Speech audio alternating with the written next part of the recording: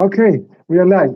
Uh, good day, good afternoon, good evening, everyone. I'm Alberto from the Unstoppable Creator, and today we have another interview with another Substacker, a new Substacker this time. With me, I have Alexandra Mateus, who is Portuguese but traveled almost everywhere, and she will tell us about her travels. We will speak about content creation, creativity, and processes and habits. But she also has an interesting philosophy about everything, all of these topics. And so, first of all, Alexandra, if you give us the elevator pitch of who you are and what you do, and then we'll go and follow the flow.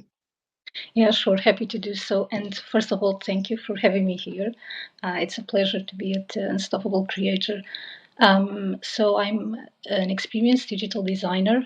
I worked also in wearables back in the years, and I started my journey in Lisbon and working life in Scandinavia. Started in Denmark, and then in Stockholm, a bit of Sweden, also in other places.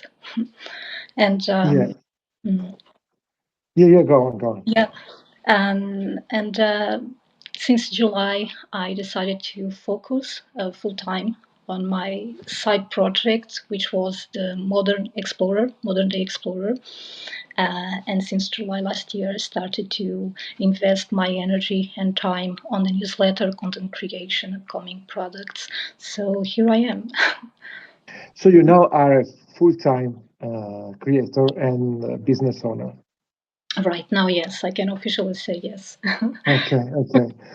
So, well, I think the most important question now is what pushed you, what motivated you to switch from a regular job to content creation? I would say to pursue my own interests, my own philosophy, my own path.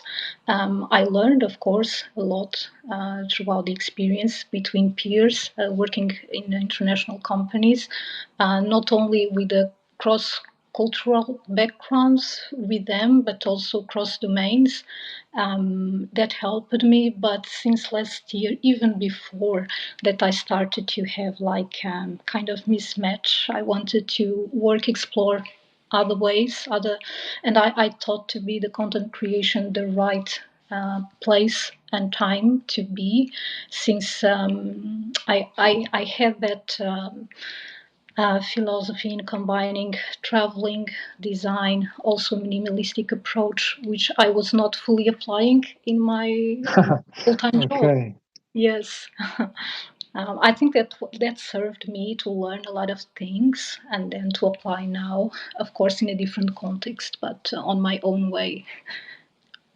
Yeah. So now I think it's important to understand who you are writing for and how do you want to help your audience, because so we can see the how your past inspired your present, and then maybe go into your current practices, habits. So how who is your intended audience? Who is your publication for, and how do you think you can help them? Mhm.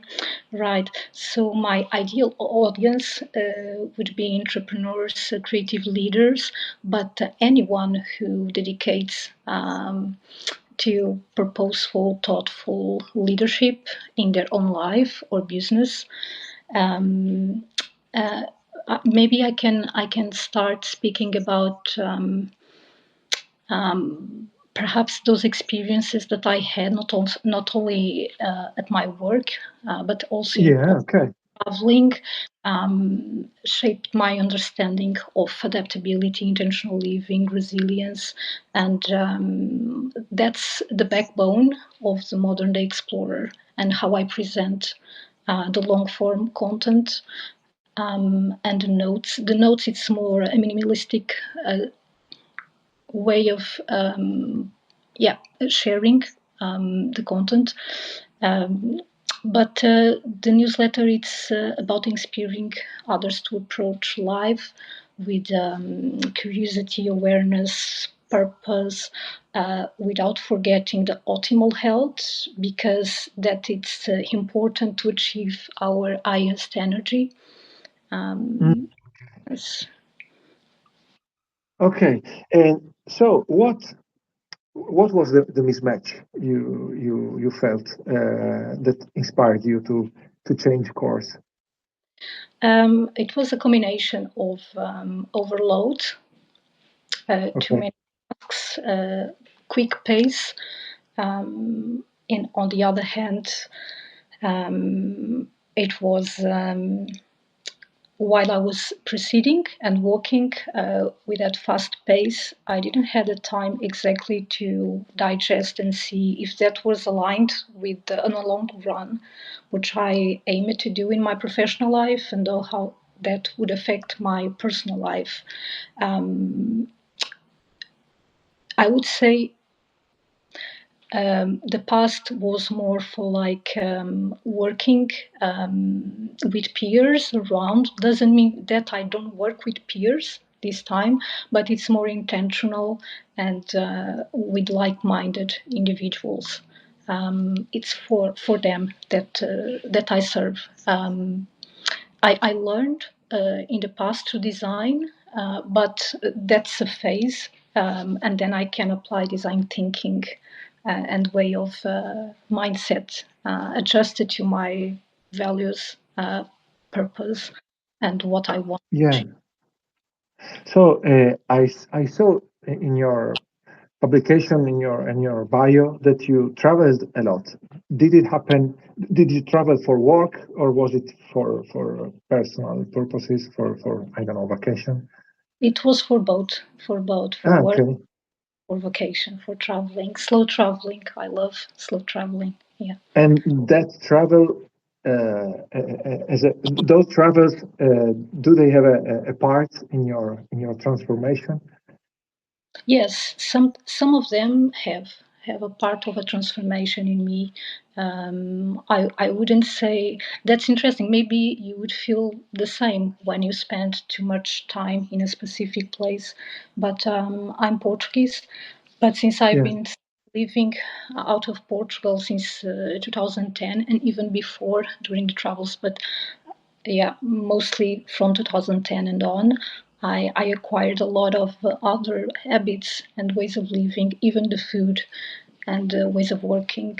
So it's like that, I would say, epiphany moments in that sense Mm. that molded myself and my way of seeing things, like unlearning certain things, learning others, and adjusting myself as I go. Yeah. Ah, okay. Tell us about some transformational experience, something that you remember that had a great impact on your philosophy. hmm Oh, definitely, yes. I would say I spent a lot of time in Scandinavia and another travel that I could mention later. But the way that I've been living here approached a bit of my influenced my mindset. Not only how I express myself. It could also be maybe more simple, like get rid of the fluff in a way that I want to focus and invest what I really aim for, like more structured, but also the structure gives space for other things. Um, Hmm. um, but perhaps also not only the Scandinavian approach to work, uh, but since I spent some time also away in certain areas in Ukraine and other places in the eastern countries, I think I learned a lot of perspectives that I wasn't aware, and that molded me a bit of how to flow with uncertainty, be more resilient, and be prepared uh, for the worst, and Yeah, okay. expecting that things don't work as worst, but at least we have a plan to flow with uncertainty. I would say these two regions influenced me the most. Hmm. Portugal, it's more like, interestingly, it's the creativity of how to get inspired. Yeah, it's a combination of three cultural backgrounds. Yeah. Yeah, yeah, interesting. So now that when you switch from a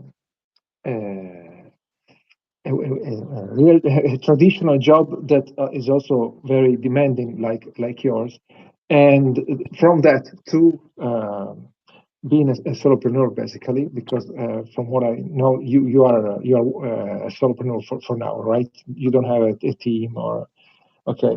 When you switch, the it's like jumping into another reality because you suddenly have lots of time, but also you have a responsibility for everything, and you have to make a lot of decisions about your strategy and how you use your time, everything, from the micro to the macro. And so, how was the switch for you? How did you feel when you suddenly found yourself as a business owner instead of an employee? Hmm. Definitely, that's really a great question. I'm in the transition phase. Um, Gladly, I've managed to save an income during this Yeah. transition from June until next June. So I'm in the preparation phase. So I need to be careful about that in what am I going to launch and prepare. So last year I launched a booklet on the brand philosophy of the modern explorer, which is on my website. And during these months until May, June, I'm preparing a retreat here in the in Sweden, in Mm. the archipelago. So the name is Creative Breakthrough, and I aim to engage in a discussion in in the forest, in the nature, to foraging. It's a deep flow, kind of a mastermind spirit, but in nature. So it will be a group of entrepreneurs, creative leaders, unlocking fresh ideas for me, for them, and see how we come through, and what is the clear goal and step for all of us. So I'm preparing that retreat, and then at the same time I'm also working on my coaching business to be launched in June. And during this time, I'm connecting, networking, explaining, contacting people. It's like, I don't see it as like a rigid thing. I see it more like a flow, and catching up with peers that I know here and that I know. Okay. So it's something that I'm preparing the ground, planting the seeds until I have starting gradually in May, June, my coaching business. And then I'm planning also to launch a framework in a booklet that I already started last year. So it's different assets, I would say, I would call it, Hmm. all intertwining and go hand in hand, that I'm working week by week until they are launched. Okay, first of all, I didn't welcome the people who joined us. Welcome everybody. If you have questions, you can always put them in the chat. We'll be together for another half an hour. And I now you told us what you want to do on the business side. On the content side, why did you choose to start a newsletter? Because you started totally from scratch, from Mhm. what I understand. Did you have any experience with content before, maybe from work? A bit with work, but not in this sense. It was Okay. the storytelling way of explaining things at work and in design, but nothing related with the writing, for example. Okay. Okay. So, how did you choose to start a Substack newsletter and start a newsletter in general? Because, well, you could start a TikTok or a YouTube channel. Yeah, sure.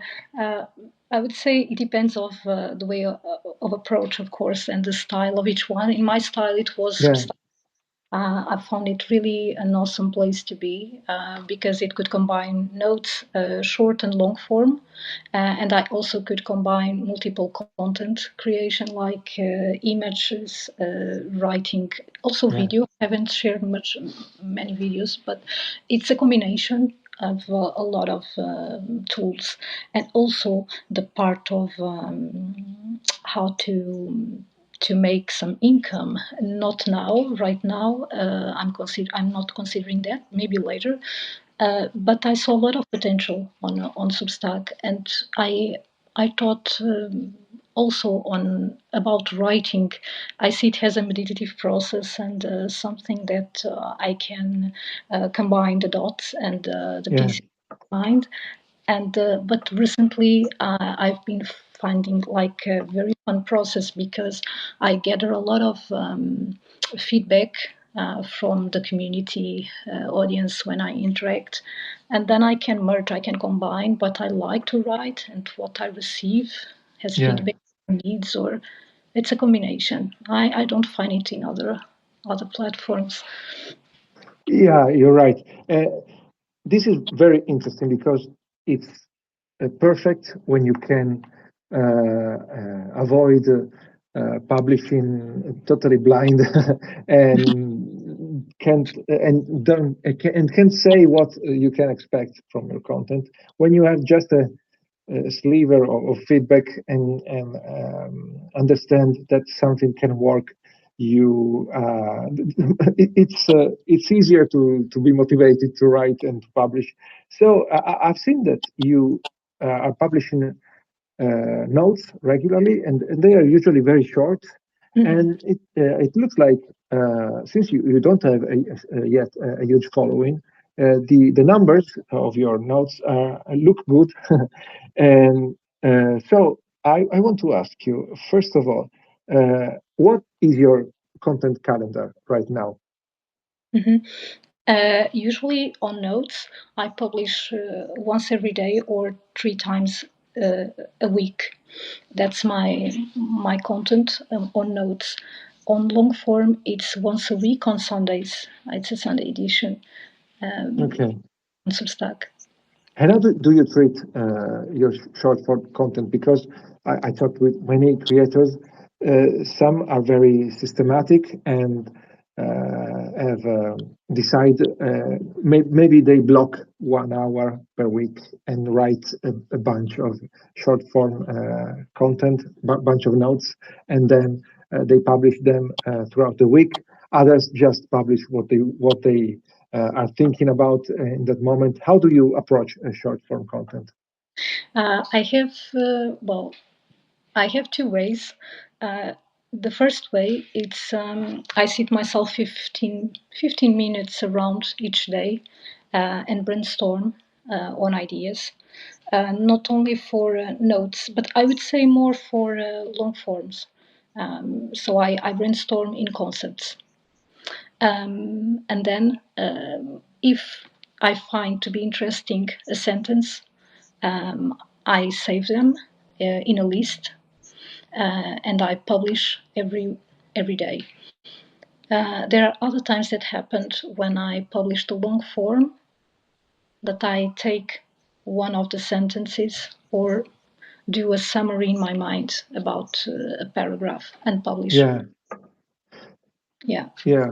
yeah, So you use your long form content as a way of meditating and exploring a subject, and from the process of reasoning and about the long form, and also from the process of creating the notes, the short form content, basically, right? yes, yes. Okay. One influence the other and vice versa. Do you think that? Do you feel that some of the skills and the concepts you learned as a designer help you write or find ideas, anything in the in the content creation process? Absolutely, yes, absolutely.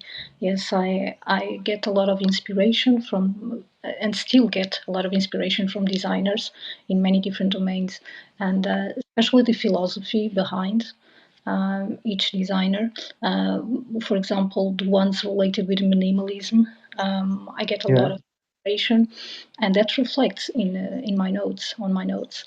I try to focus on the concept as minimal as possible. yeah. Yes, yes, Yeah, so but you have two lines most of the time in your notes. Yeah, yeah. It's a great skill to have because it's hard to be concise. Um,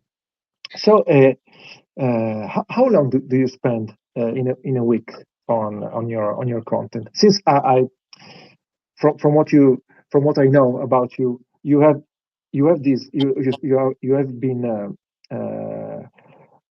going to your old relationships, old peers to build your business, but you can't count on them forever. And so, from what I know, the only acquisition channel you have is Substack for now, right? a channel. You mean?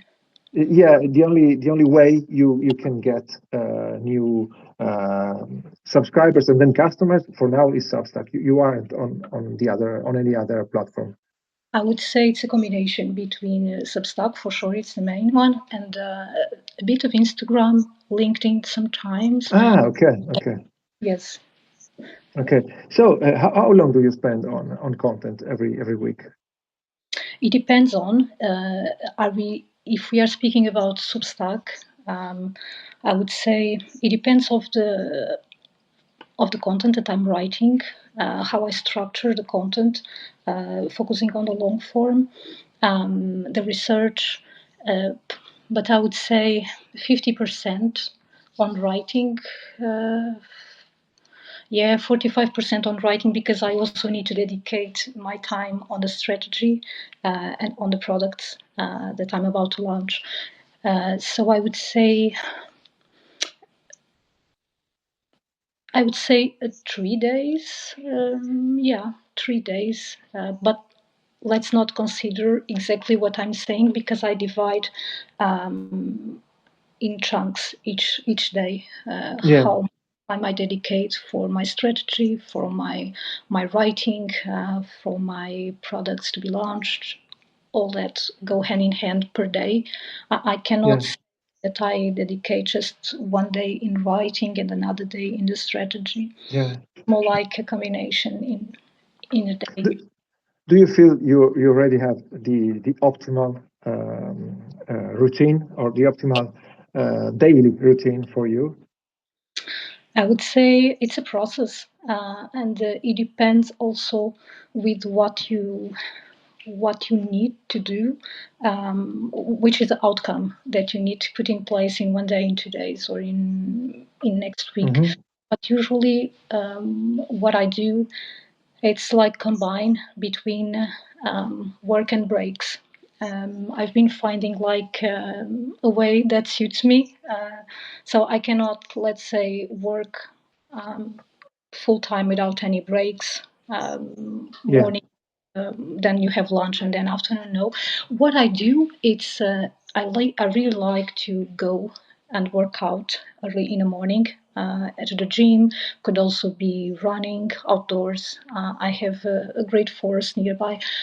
I complement um, these times, and the morning to me, early in the morning, it's really good because I get back full of energy to start Yeah. my and then I start what I check in my calendar according to the priorities. What I do is in the evening on Sundays, I try to, in a high level, plan my week. And prior to the day, I define it better because there are things that Ah, happen. interesting. Okay. So you have a general idea of the priority for the day, and you decide it on Sunday. Then, when the day starts, you lay out your tasks for the day. Uh, in the eve, yeah, prior to that day to happen. Ah, okay, in the But evening. Okay, okay, I have okay. a clear. And Mm.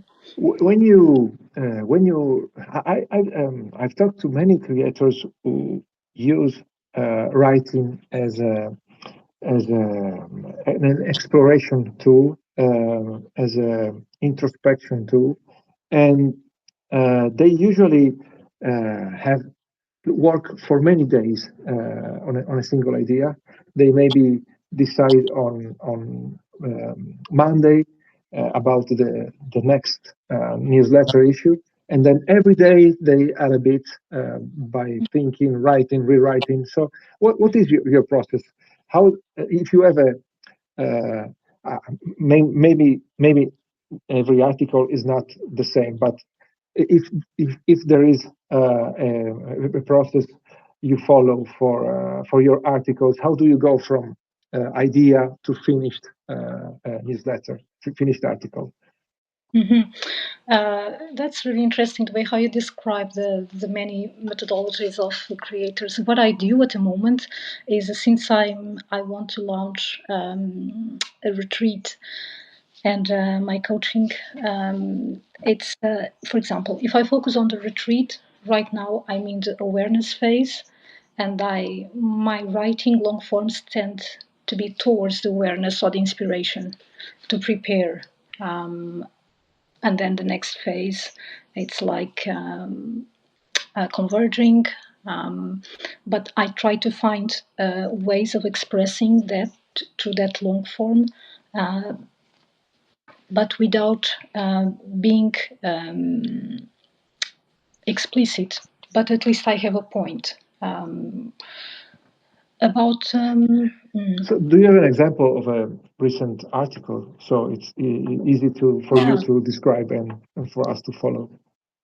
yeah. I remember right now. I don't have it in front of me, but Okay. it was I don't know if it was 2 weeks or 3 weeks back.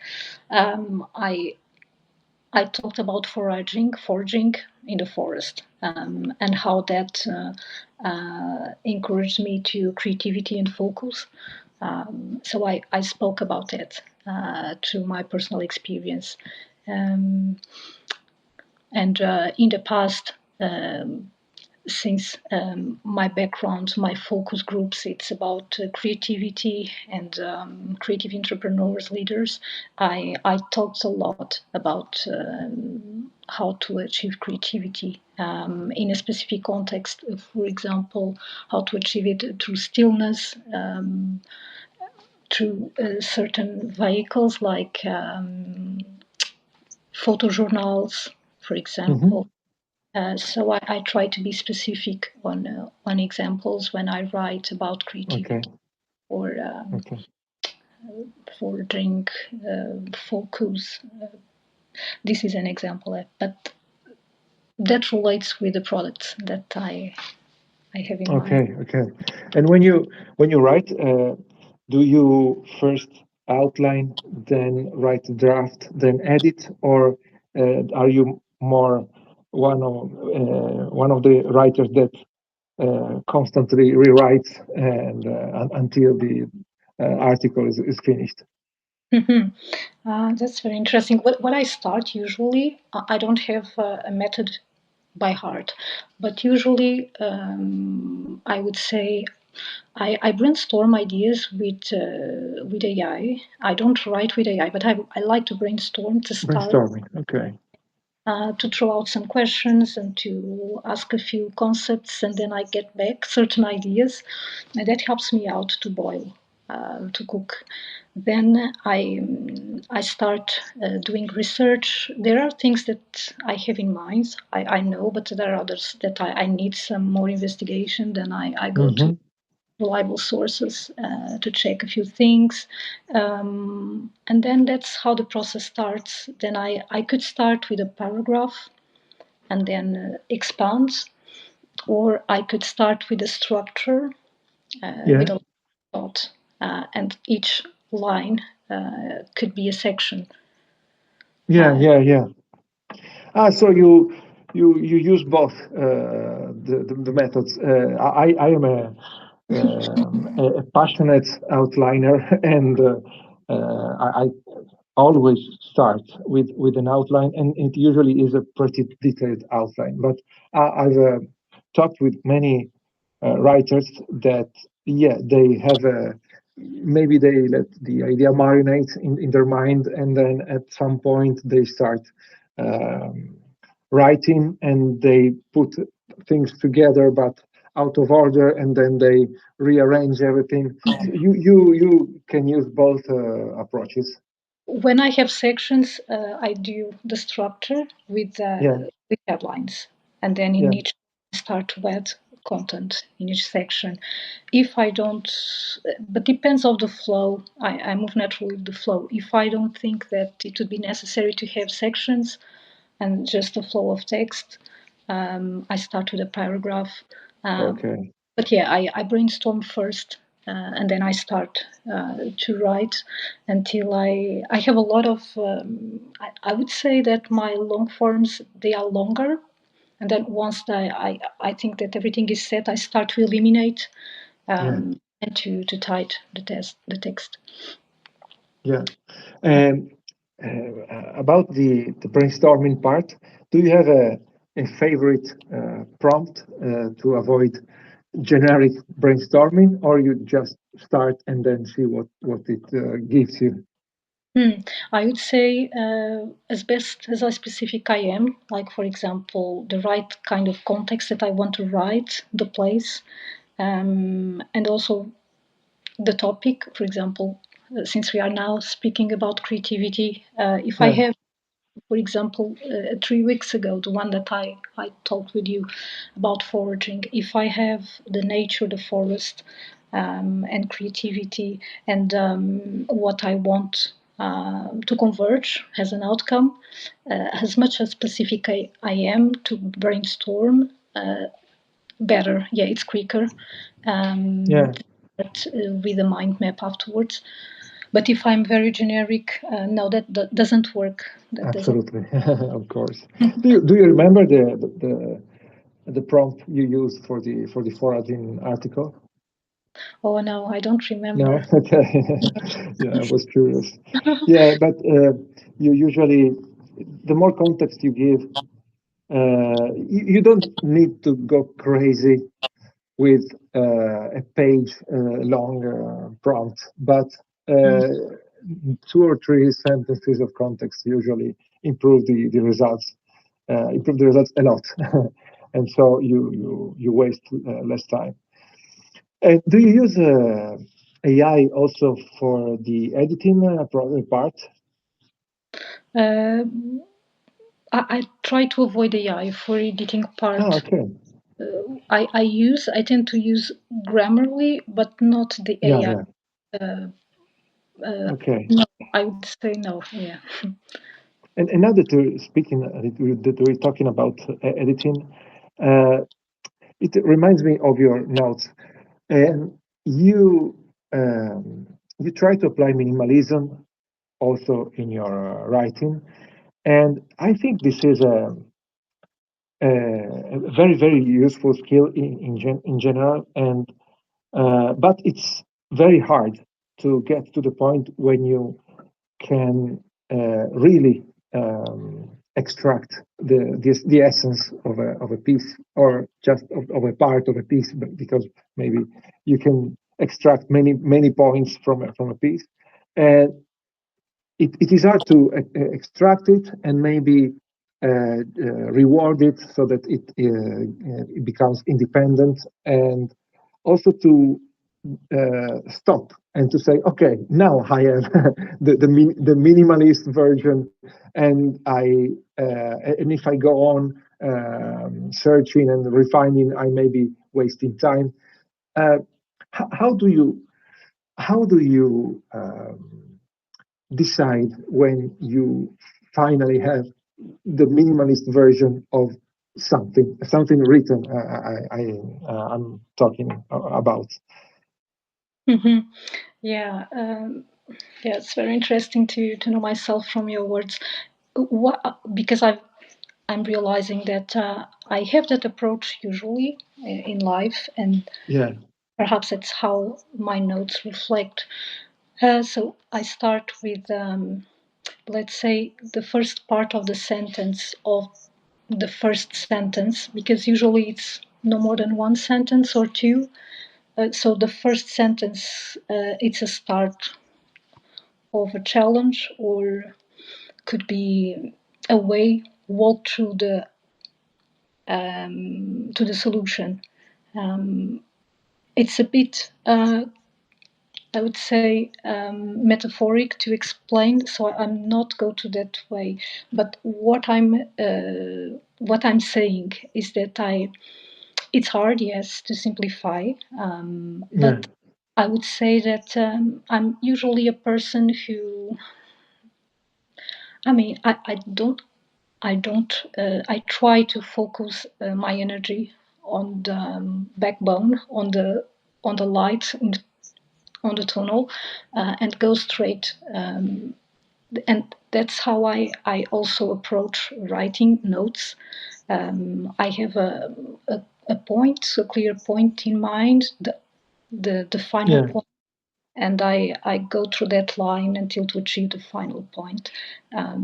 So I try to not think too much about things that could come across. yeah, Yes, so I have that light, and I go and pursue until to reach the basically that. It's hard, but I think my personality, I'm naturally like that. I try to not focus my energy in other things around yeah. on the. I noticed that um, most people who don't burn out from content creation have start from a good level of self-awareness, basically, and they know themselves, they know what they want. They may not be perfect every time, not every decision is aligned, but they are more aligned than most people, especially, for example, when you have a very demanding job and you want to excel at it, you want to be a good worker, it's easy to lose sight of yourself, unless you are in a very healthy company that invites you to respect your rhythm. But it's very rare. From what you say, I think you are one of these people who has a lot of self-awareness, who knows herself, and you are applying this to your new business and to your career as a content creator. Do you feel? How do you think you developed this level of self-awareness? Is it something you already had, you always had, or did you cultivate it?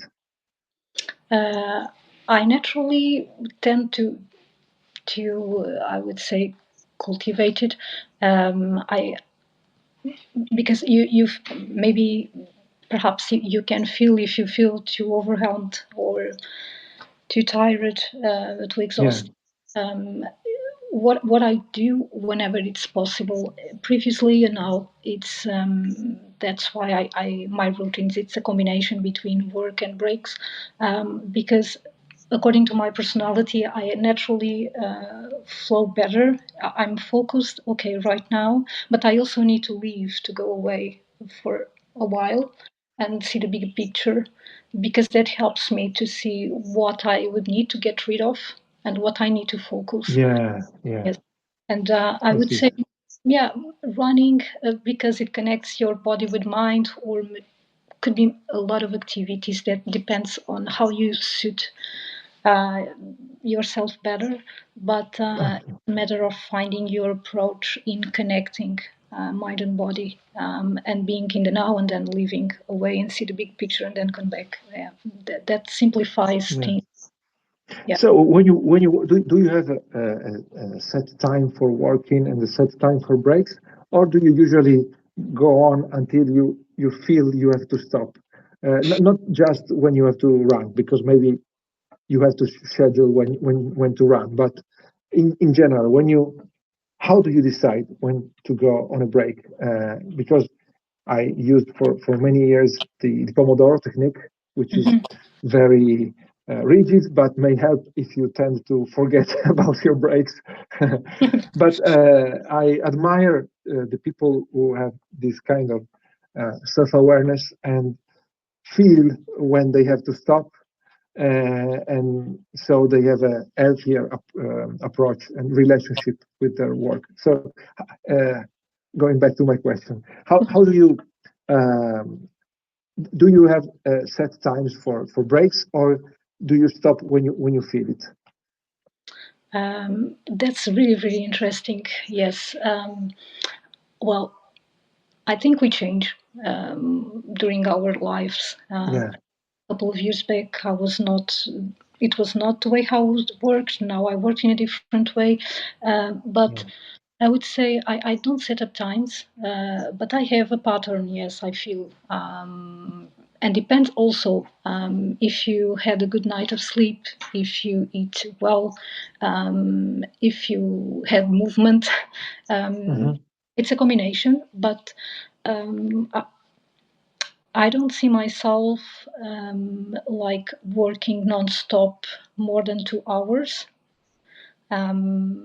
because my body and mind will naturally go away. But it's challenging, yes, when you work in a corporation and even when you yeah, work when you are a solopreneur. Um, so yes, I have my calendar, I have my blogs, my per day, my duties, what I need yeah. to finish, to wrap up and finish. Uh, so I try to set up the most difficult part at the beginning of during the beginning, morning and after lunch, and then the other part of the day, it's more like tasks that don't push myself so mentally. Ah, okay, But I do breaks. I have to do breaks. If I'm able, I do breaks, okay. because I cannot work non-stop all day. And besides running, what do you do to have a good break, a break that regenerates you and yeah, makes you allows you to do your best work? Well, I think I'm really glad. I'm lucky that I have a forest not far. It's 2 minutes walk Ah, from where. okay. So I really appreciate that, and it's not far from the center, so it's good to combine. I like, let's say, depending of my amount of work, I like, Hmm. if I don't have meetings or if I don't have like a big duty to accomplish this that day, I go to the forest and walk or run, or I go to the city center and visit a different kind of place that I haven't, depending, or a bookstore, or cultural wise, or something to boost my energy, my creativity, or I take some part of the day off. It's a combination Great. between my duties and my responsibilities, but giving space for that, to replenish, and Yeah. and food. A couple of things that I. Yes, I think a lot of people aspire to have this kind of day of routine. So I think that if you can uh, talk about it in your content, maybe in your products or in your coaching, yeah, you will resonate. Your content will resonate. So we now we are going to close. I yeah, tell the listeners and the listener of the recording, because this will be published in a couple of days, how where they can reach you. I think the best place is Substack, right? Please remind us the name of your publication. Sure, happy to do so. Thank you so much once again, Alberto, No problem. me Thank here. you. Yes, it's the Modern Day Explorer newsletter, and through my website, it's alexandramateus.com, Okay. that most people can reach me. But yeah, mostly on Substack, on my newsletter. Okay, perfect. Thank you again, and thanks to everyone who joined us. And yeah, I will be sharing the recording on Wednesday, and yeah, we'll see again on Notes or on Yeah. Mastermind, yeah, and on Substack in general. Goodbye. Bye bye, ciao. Ciao.